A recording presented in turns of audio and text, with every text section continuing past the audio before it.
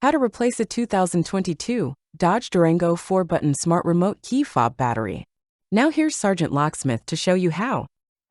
Alright, we're going to change the battery out on our 4-button remote. This task is easy to do.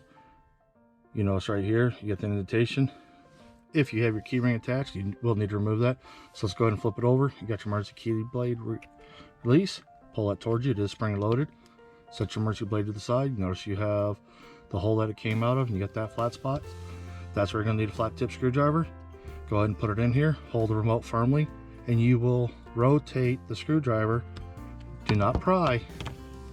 Once you do that, put the pad down and pull the two halves apart.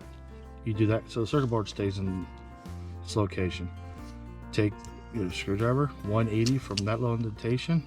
This battery just came out that way. Normally they don't. Normally you'll have to come over to the side and lift up on it. It's a CR2032 battery. Let's go ahead and reassemble it. This is a new remote, so I'm going to reuse the battery. Remember this piece right here? Put it over, squeeze it. It's all sealed up. There we go. You've changed your battery.